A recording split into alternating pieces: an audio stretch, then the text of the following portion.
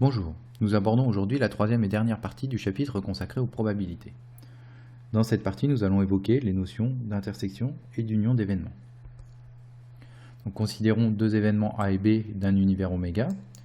On appellera intersection de ces deux événements l'événement constitué des issues qui appartiennent à la fois à A et à B. On note cet événement A inter B. On appelle réunion des événements A et B l'événement constitué des issues qui appartiennent à A ou à B. On note cet événement A union B. Donc revenons aux exemples que nous avons traités dans la partie 1. L'événement B correspondait à obtenir un nombre pair. L'événement C correspondait à obtenir un nombre inférieur ou égal à 4. Donc l'événement B inter C ne contient que les issues 2 et 4, c'est-à-dire les nombres qui sont à la fois pairs et inférieurs ou égaux à 4. L'événement A, lui, était obtenir le nombre 5 en jetant notre dé. Donc l'événement A union B est égal à l'ensemble des issues 2, 4, 5, 6. Deux événements A et B d'un univers A oméga sont dits incompatibles s'ils ne peuvent pas se produire en même temps.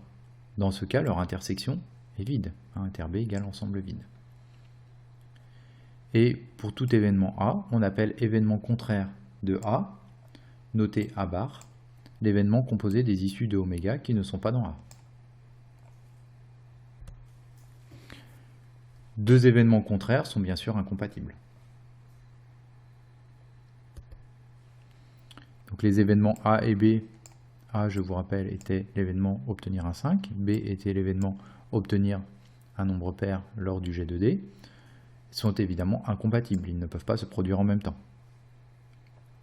Et les événements E et F, qui étaient pour l'événement E obtenir au moins un pile en jetant nos deux pièces, et F était obtenir que des faces, sont évidemment deux événements contraires.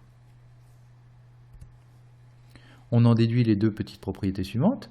Si A et B sont deux événements de oméga, la probabilité du contraire de A est égale à 1 moins la probabilité de A, et la probabilité de la réunion des deux événements A et B est égale à probabilité de A plus probabilité de B moins probabilité de l'intersection.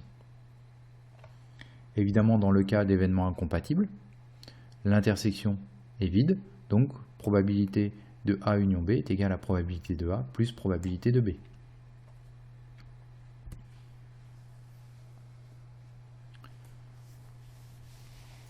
Les événements E et F sont des événements contraires, comme évoqué précédemment. Donc la probabilité de E, c'est 1 moins la probabilité de F. C'est donc 1 moins 1 quart, et c'est égal à 3 quarts.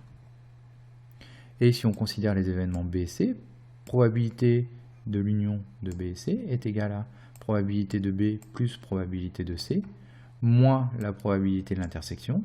Donc 3 sixièmes pour la probabilité de B, 4 sixièmes pour la probabilité de C, moins 2 sixièmes qui correspond à la probabilité de l'intersection de B et C, donc cette probabilité est de 5 sixièmes.